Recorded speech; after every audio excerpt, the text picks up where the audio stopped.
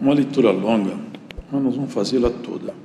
15 da primeira epístola do apóstolo Paulo aos Coríntios.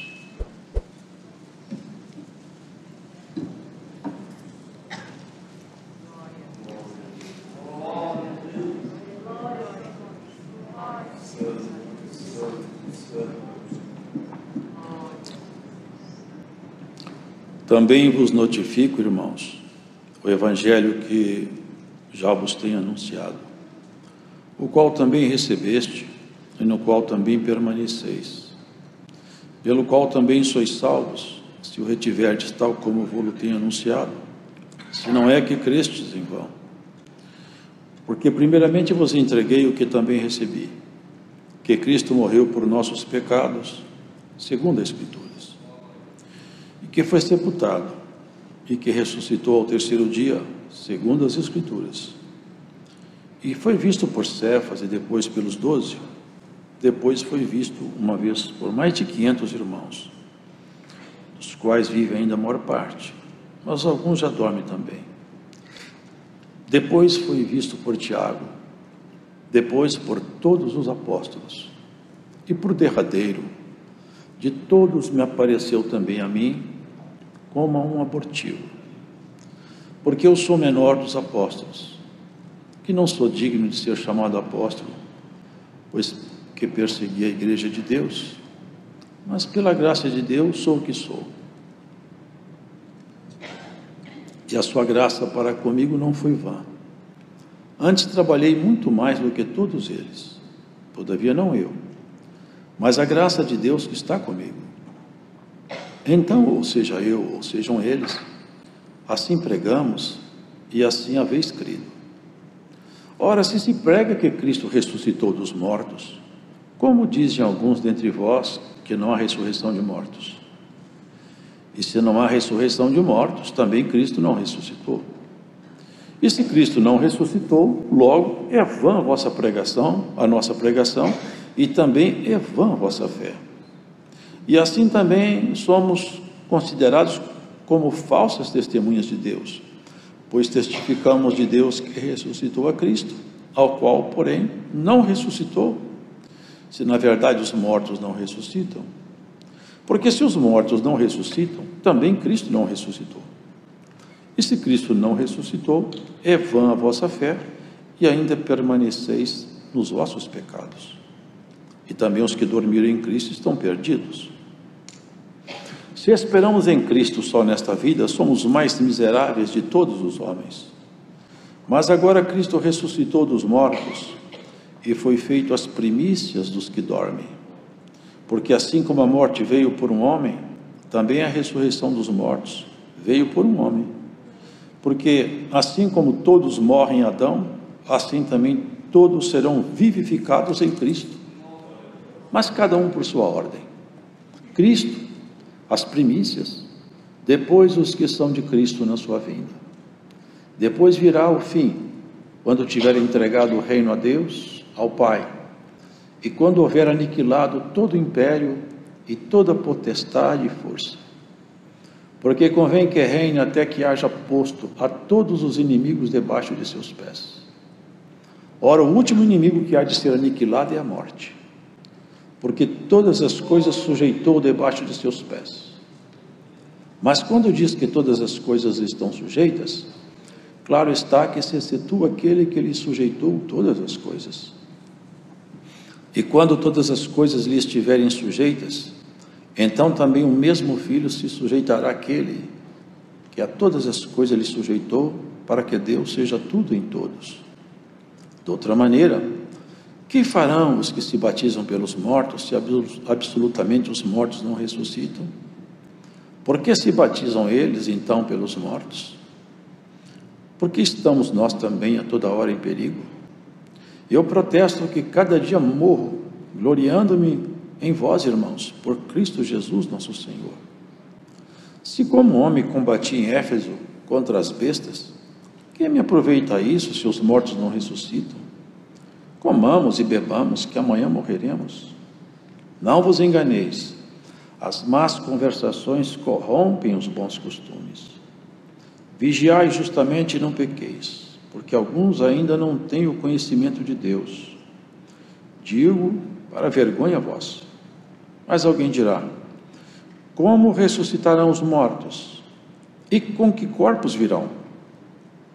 Insensato, o que tu semeias não é vivificado, se primeiro não morrer.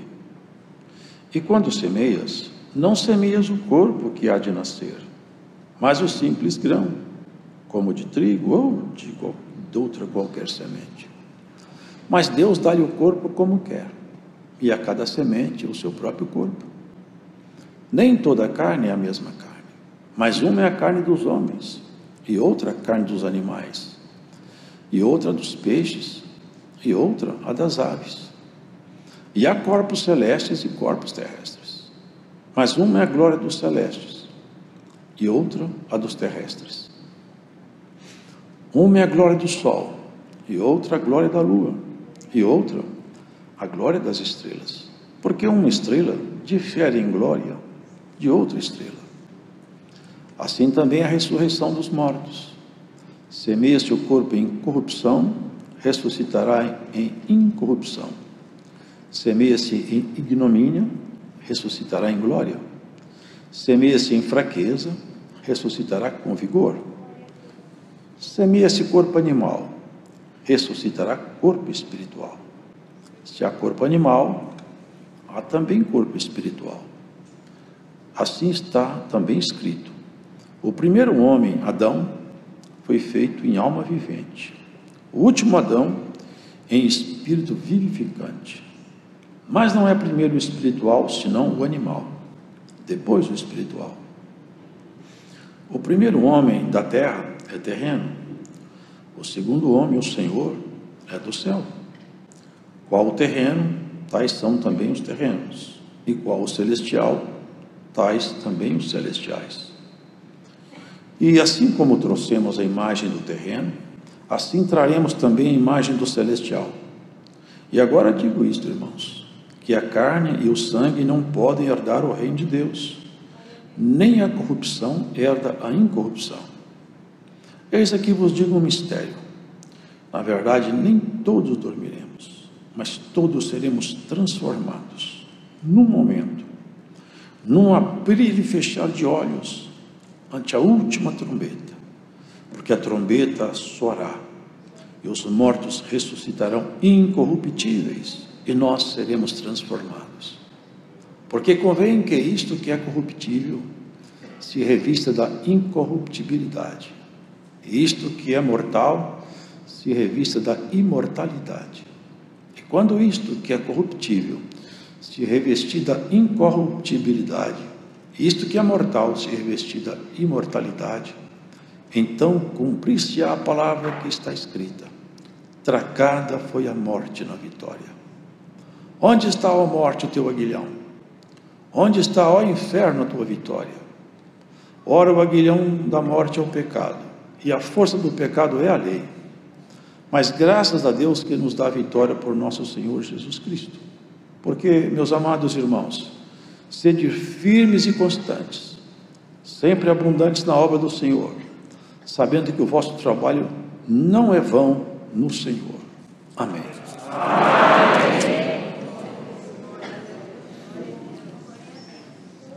Aqui se vê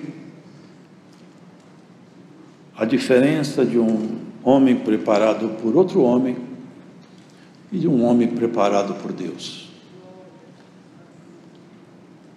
Quando ele era preparado por outros homens, de si mesmo ele fala. E fala até que ele nem merecia ser chamado apóstolo. Ele fala de si mesmo com uma certa vergonha do seu passado, do seu tempo antigo. Chega a dizer que ele é como um abortivo, alguém que nasceu antes do tempo, alguém que nasce com algum defeito, com alguma deficiência física, precisando de alguma ajuda especial. Por quê? Porque enquanto ele estava experimentando a preparação que ele recebeu de outros homens, ele não chegou a entender as propostas de Deus. Porque as propostas de Deus, elas estavam também escondidas por muito tempo, parte delas ninguém conhecia. Outra parte, um grupo muito pequeno, que Deus escondeu com ele muitas coisas e vem as revelando à medida que o tempo passa. Antigamente os judeus achavam que quem poderia ser salvo, quem era de Deus, eram os judeus e ponto final. O povo hebreu era o único povo de Deus.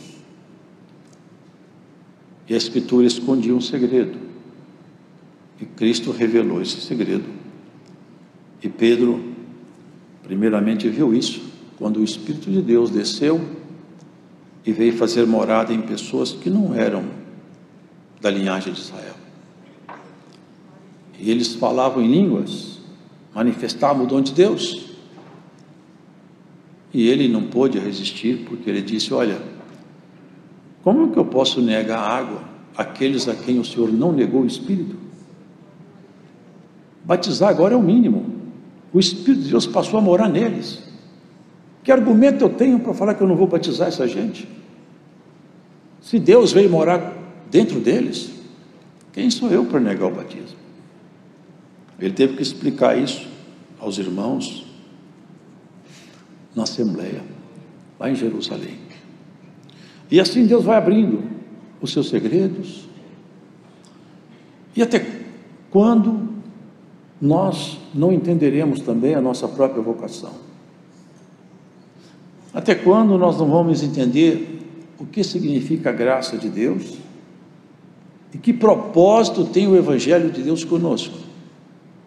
Porque, lamentavelmente, entre nós temos irmãos que vivem religiosamente, fazendo as coisas mecanicamente, repetitivamente, e não percebem o que é a proposta de Deus consigo mesmo, o que Deus está querendo de cada um de nós, até onde nós temos que ir, o que é, afinal, que Ele pretende conosco.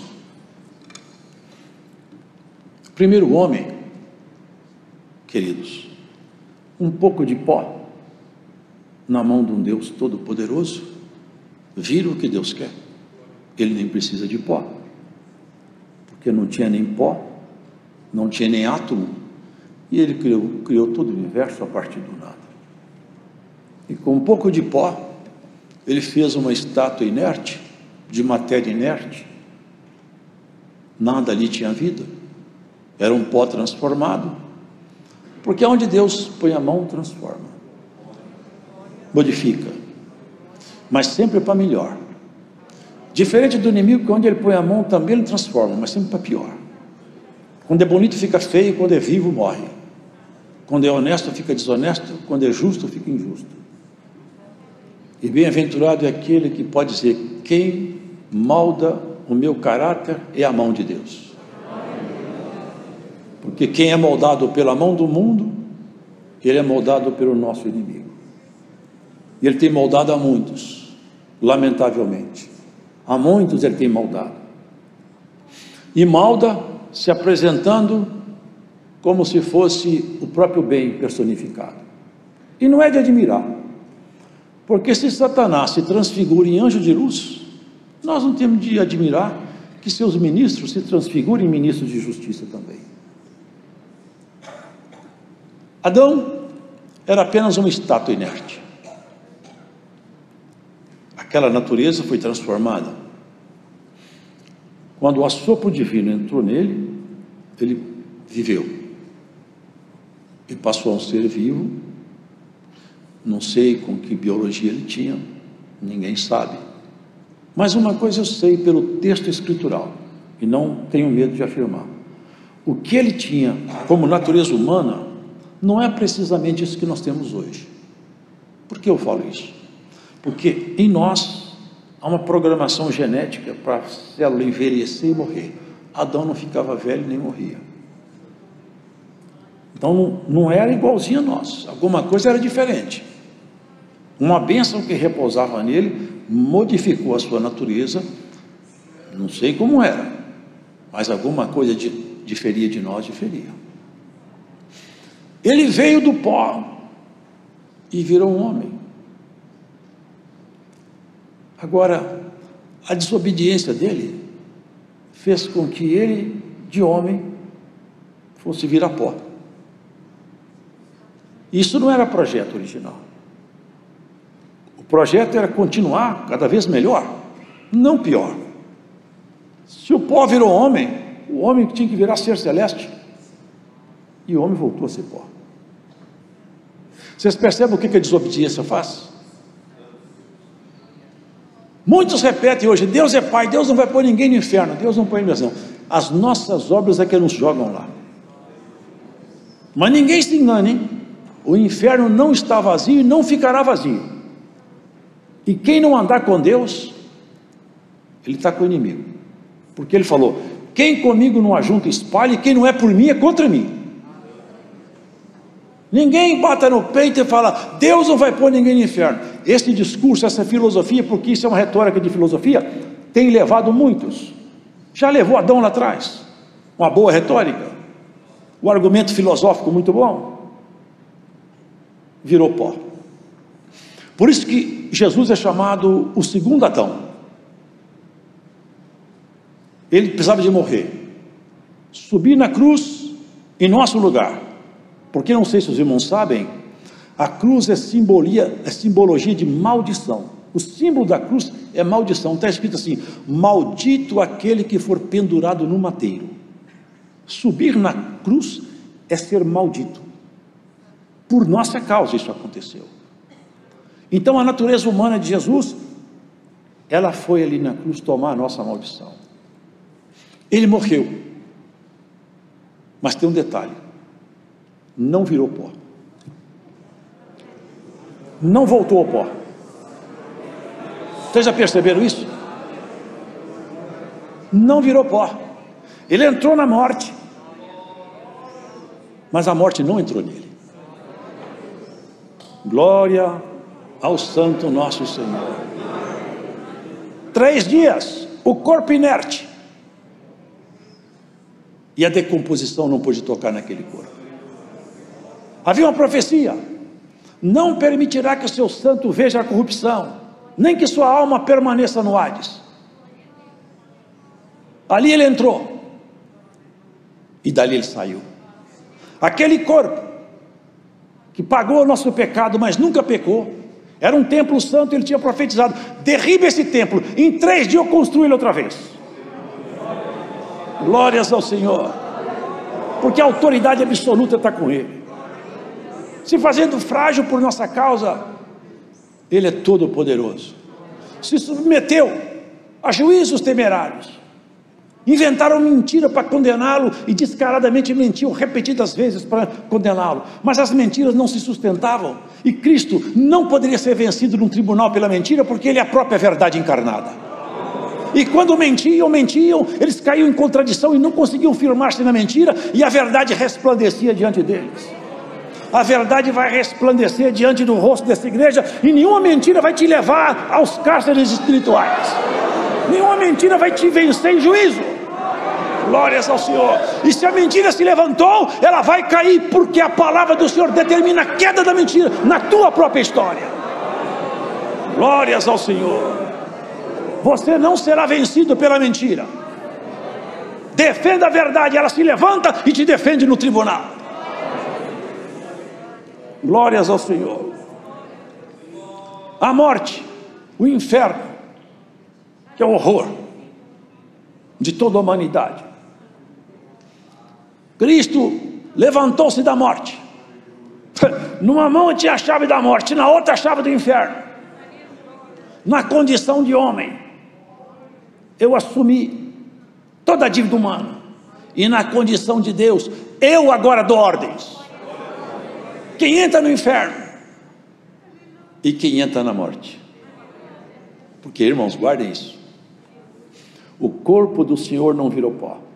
Mas aqui tem um segredo, prestem atenção nisso aqui, porque isso aqui ficou escondido, e até hoje está escondido da quase totalidade da igreja.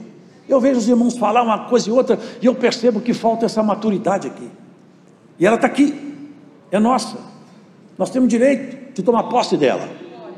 Primeiro, é que havia um grupo lá entre eles, dizendo que não tinha ressurreição. Nosso inimigo sempre faz isso, ele sempre semeia uma desconfiança, uma inverdade, para criar dúvida, para fazer com que aquilo que é santo fique questionável, o povo deixe de receber a bênção. Paulo, ele entrou afiadamente em cima desse assunto. Vocês estão dizendo que não tem ressurreição? Vocês podem parar de acreditar em Cristo, vocês estão perdendo tempo. Se não tem ressurreição, Cristo também não ressuscitou. E se Ele não ressuscitou, vocês também não vão ressuscitar, não. Vocês estão tudo perdidos. E quem morreu também está perdido. E nós somos mentirosos, porque eu estou pregando um Cristo que ressuscitou, e Ele de fato não ressuscitou. Ele pegou o argumento dos seus contradizentes e entrou com a verdade da palavra. Cristo ressuscitou. E até jogou no rosto de alguns que trouxeram um costume grego. E existem certas igrejas que fazem isso. As pessoas morriam, vem o filho, ou o neto, ou quem seja. Meu pai não creu. No caso era a crença deles. Meu pai não creu em Deus. Mas eu creio. Me batiza que eu vou ser batizado em nome do meu pai. Que no meu batismo eu aperfeiçoe ele que já morreu. Paulo falou assim: vocês batizam até pelos mortos. E vocês não acreditam em ressurreição? Para que vocês estão batizando pelos mortos então? Pode parar com isso aí. Não que esse batismo não tenha fundamento, que não tem, mas ele estava mostrando isso. Vocês usam de certas estratégias, certos artifícios religiosos e vêm cá combater a verdade do Evangelho.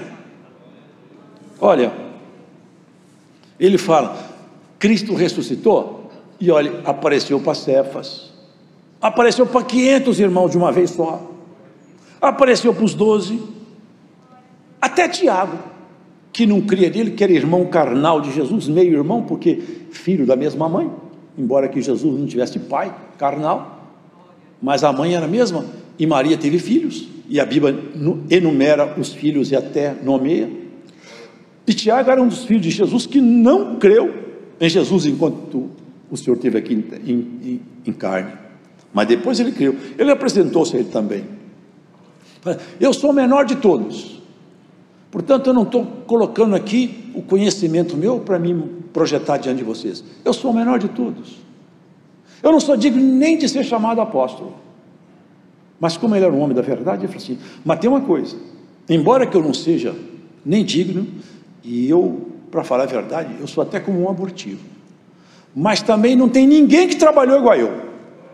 Trabalhei mais do que todos eles.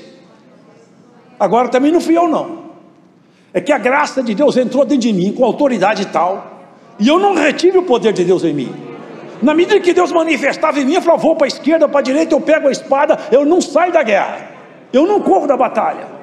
Eu enfrentei as bestas em Éfeso, aonde o Senhor me manda eu seguro a espada e não corro da guerra. Glórias ao Senhor. E você corre da guerra, irmão? Você corre, irmão, da guerra? Você larga a ovelha e vai embora, deixa o lobo pegar a ovelha? Glórias ao Senhor, irmãos. Olha, aqui ele começa a entrar então na profundidade dessa palavra que eu acho maravilhosa demais. Todos morrem em Adão, o primeiro, mas todos passam a viver no segundo Adão. Aí ele vai falar sobre essa questão dessa vida. Olha aqui, ele vai colocar todos os inimigos debaixo dos pés, está colocando, o último inimigo que ele vai colocar debaixo dos pés é a morte. Sabe quando? Já. Quando, aqui ele vai explicando, olha aqui, ó. Nem todos dormiremos. Quer dizer, não vai todo mundo morrer, não. Mas, no momento, num abrir e fechar de olhos, ante a última trombeta, tem um anjo lá no céu, e ele tem uma trombeta na mão. E ele espera o Senhor falar com ele, posso descer e tocar? Espera mais um pouco. Quando este anjo colocar o bucal da trombeta nos lábios e fizer seu sopro, glórias a Deus, irmãos, quem tiver morto vai escutar o som da trombeta, porque na verdade quem está em Deus não morre. Quem tiver vivo vai escutar o som da trombeta. Se você estiver dirigindo, você vai largar o volante. estiver cozinhando, você vai largar a panela. Se estiver correndo, você vai parar. Se estiver gemendo, você vai parar de gemer. Você vai falar: a guerra acabou. Tudo acabou agora. Não tem mais conta para pagar. Não tem mais filho drogado. Não estou com marido bêbado. Tudo acabou agora, Senhor. É hora de nós ir para casa. É hora de nós cantar o cântico que nunca, jamais foi cantado. É isso que ele está anunciando. Queridos, é isso que ele está anunciando. Eu quero falar para vocês o segredo de Deus. O segredo da criação. O que Deus está projetando conosco. Olha o que ele fala aqui. Alguém fica perguntando: como ressuscitarão os mortos? E eu quero saber que corpos eles terão. Irmão, vocês aí que estão ouvindo, preste atenção. Você acha que Deus vai ressuscitar o corpo seu átomo por átomo, célula por célula, molécula por molécula, fazer você voltar a ser essa pessoa que você era um pouco mais nova? Será que é isso mesmo? Vamos voltar com a nossa natureza, essa aparência nossa mesmo? Ou será que Deus vai fazer coisa mais excelente ainda? Vamos ver o que fala a palavra. Quando semeias, não semeias o corpo que há de nascer. Vocês estão percebendo o que está escrito aqui? Aqui, a teologia não aceita isso aqui. Mas está aqui, está escrito. Você não semeia o corpo que vai nascer, não. Quando você semeia uma sementinha, não nasce outra semente. Nasce uma árvore. E a árvore nem parece com a semente. Quando semeia um corpo machucado, cansado, pode ser até bonito, pode ser até novo, porque muitos vão novos, mas é tudo corpo animal. Quando põe essa semente aqui na terra, quando a trombeta tocar, não vai ser essa semente, vai sair um corpo novo. É isso que ele está dizendo. Olha, quando semeia, não semeia o corpo que há de nascer, mas o simples grão, como o de trigo, de qualquer outra semente. Mas Deus dá-lhe o corpo como quer, e a cada semente o seu próprio corpo. Mas Jesus ressuscitou com o seu próprio corpo? Claro que foi. E nem poderia ser diferente. Porque se Jesus não tivesse ressuscitado com aquele corpo dele, toda a doutrina da ressurreição estaria comprometida. Ele tinha que mostrar para todos os discípulos. Ele falou para aquele servo que duvidou, vocês lembram? Tomé, vem cá. Mete o seu dedo aqui do meu lado e vê. Olha aqui como é que está rasgado o meu braço, minhas mãos. Vem cá, sou eu mesmo. Ele estava mostrando: eu tenho autoridade sobre a morte, eu governo, eu sou Senhor, meu corpo está aqui de volta. Mas ele nunca deixou de ser Deus. Nós não podemos esquecer isso. Quando Paulo foi transformado, e ele virou esse homem aqui, magnífico, que entrava dentro da luz da ciência. Vocês lembram quem cercou ele? Foi Jesus. Vocês lembram como foi? Não viu um homem de sandália conversando mansamente. Ele viu uma luz tão clara, tão forte, caiu do cavalo, o cavalo correu, soldados caíram para o chão, espada para um lado, porrete para o outro. Ele ainda por cima ficou cego. E uma voz lá de cima falou: Saulo, Saulo, por que você me persegue? Ele não perseguia Jesus, ele perseguia crente. Você estava falando: quem persegue esse povo mexe comigo, Saulo. Você entrou pelo caminho errado. Você está batendo na ponta da minha espada. Aqui que começou tudo. O Cristo que cercou ele já mostrou um pouco do seu resplendor para ele. Queridos, olha aqui, há corpos celestes e corpos terrestres. Uma é a glória do sol e outra da estrela, e uma estrela difere de brilho de outra estrela. Cada um de nós pode considerar isso. Você pode conquistar galardão. Você não conquista a vida eterna, porque você nem eu temos competência para isso. A vida eterna foi conquistada por Jesus, nosso Senhor. Mas galardão você pode. Você pode chegar perto do Senhor carregado de galardão. Paulo fala isso. Numa certa altura ele fala assim: grande será o vosso galardão. Se tem galardão grande, tem pequeno. Um recebeu uma mina, outro 5, outro 10. Depois ainda deu mais porque tinha mais. Tudo que você fizer para se dedicar é galardão que você conquista. Chegar perto do Senhor carregado de galardão. Vocês já leram aquela parte? Oh, bendito de meu Pai, eu tive sede, você me deu água. Tive comida, você me deu comida. Estava preso, você me visitou. Tudo isso, irmãos, são linguagens espirituais. Semeia-se um corpo em ignomínia, ressuscita em glória. Semeia-se um corpo animal, ressuscitará corpo espiritual. Onde eu posso basear para entender isso melhor? Vou falar para vocês, depois vocês leem em casa. Um dia muitas vezes fizeram isso com o Senhor Jesus. Criaram para ele um dilema, para ele ficar sem resposta. E o dilema foi esse. Uma certa mulher, mestre, diziam eles hipocritamente, ela casou-se, mas só que ela morreu e não teve filho. Aí casou o segundo com ela, mas ele morreu. O terceiro e assim até o 7º marido, e todos os 7 morreram. Depois, por fim, também a mulher morreu. Agora nós queremos te perguntar uma coisa: lá no céu, essa mulher vai ser esposa de qual dos 7?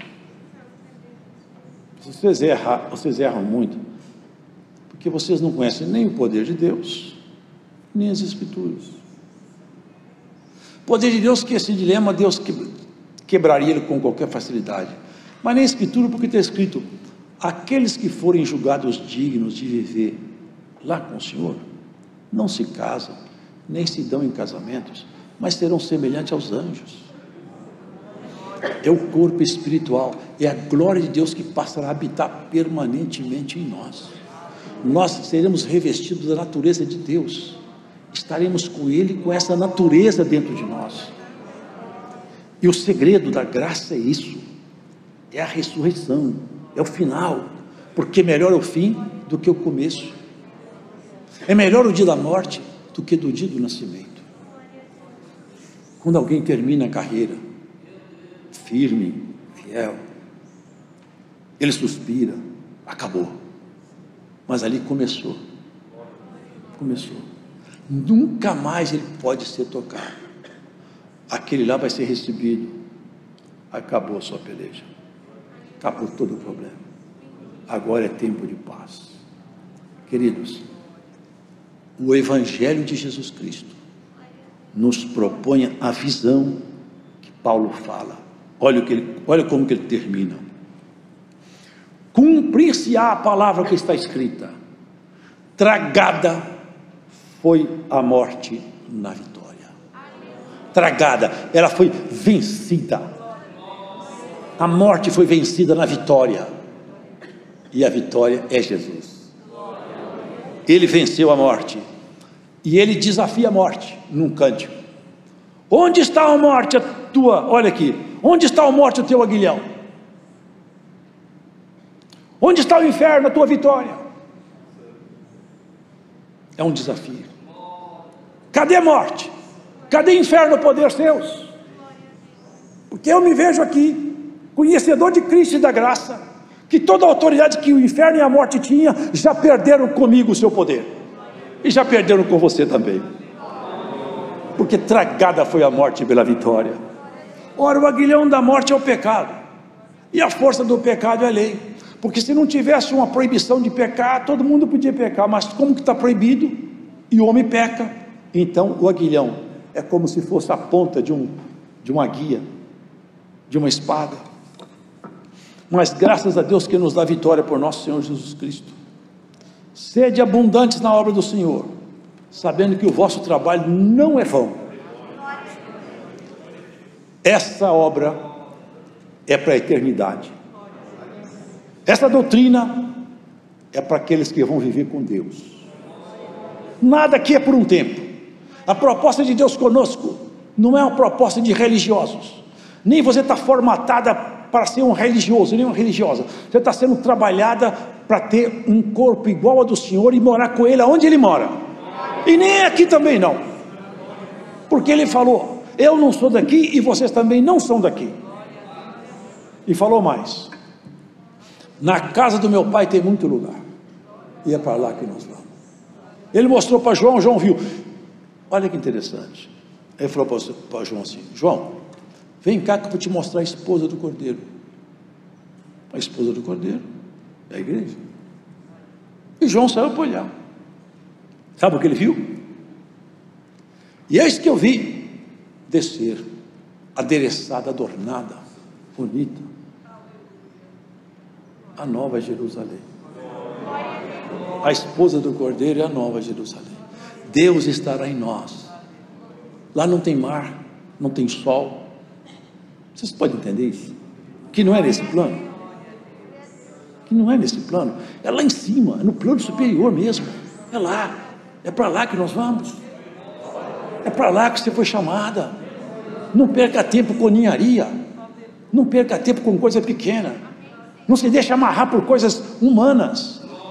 Se desvencilhe das coisas humanas. Paulo falou para Timóteo, aquele que se alista na milícia da vida eterna, não se embaraça com negócios dessa vida.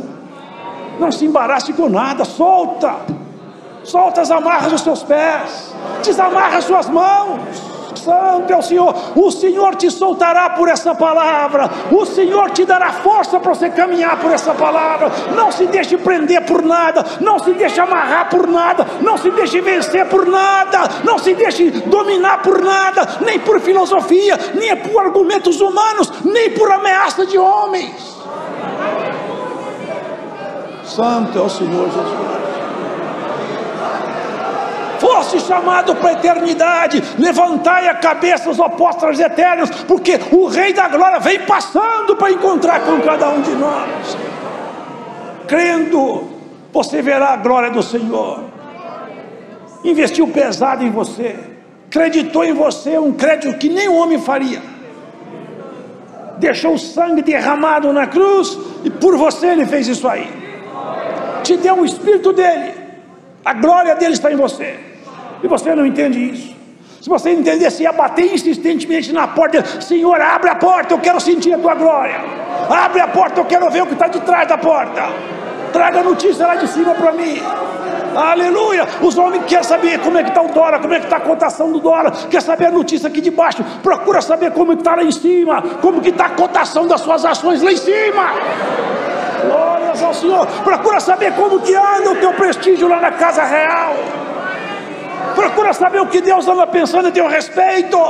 Ó homem muito amado de Deus, ó mulher muito amada de Deus, o teu nome brilha diante do tribunal eterno e ninguém te tirará da presença do teu Deus.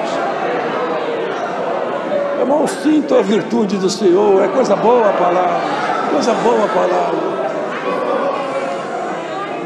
Quem vê esse povo não sabe quem é esse povo. Está escrito, discerne todo mundo, de ninguém é discernido.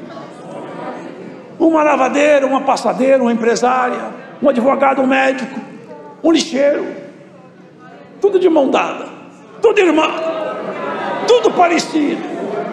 Glória ao Senhor, tudo se abraça, tudo filho do mesmo Senhor. Já já nós vamos nos encontrar, vamos pegar a nossa identidade escondida em Cristo, pegar o corpo seu que está escondido com Cristo, seu nome novo que está escondido com Ele. Se você visse, você desmaiava aí. Se você visse quem é que você vai ser, você fala assim, não é possível que eu vou ser tudo isso aí, vai ser muito mais aí. Aleluia. Na reunião universal, já pensou os querubins reunidos? A alta corte celestial, toda a hierarquia celeste, aqueles seres maravilhosos, irmão, que o inferno quando olha, abaixa a cabeça e treme. Aqueles seres poderosos. Você entrar junto dos salvos, lá no palácio real, estou te chamando pelo novo nome. Vem bendita minha, vem bendito meu. Entra aqui porque a mesa está posta e vai começar a festa. Aleluia. E essa festa começa e não acaba mais, e o seu nome nunca mais será arriscado daqui. Morador definitivo, cidadão permanente. A cidadania sua está paga na cruz. Ainda que o seu corpo vire pó, o que vem por aí não é pó reformado, é glória divina. Não é pó modificado, é glória divina. É corpo celestial. Sei lá como vai ser isso, mas vai ser bom. Vai ser bom. E nós vamos encontrar. E tem mais uma coisa. Nós nos reconheceremos, e eu provo dentro da Escritura. Muitos falam, será que eu vou conhecer minha mãe, meu pai, meu amigo? Vamos. Só não reconheceremos os que se perdem, porque está escrito, a geração dos malignos não será nomeada para sempre. Os que se perdem, os que não forem achados dignos de estar lá, na nossa memória também não será achado, não serão encontrados. Mas lá no Monte da Transfiguração, estavam Pedro, João e Tiago. Quem foi lá? Moisés e Elias. Quando Pedro viu, falou, é Moisés e Elias. Mas eles tinham morrido há tanto tempo, ele não tinha álbum de fotografia. Mas no Espírito eles se conhecem. Ele falou, eu sei quem é, ele é o Moisés. Esse é o Elias. Nós nos conheceremos com a nossa nova identidade no céu. Deus seja louvado.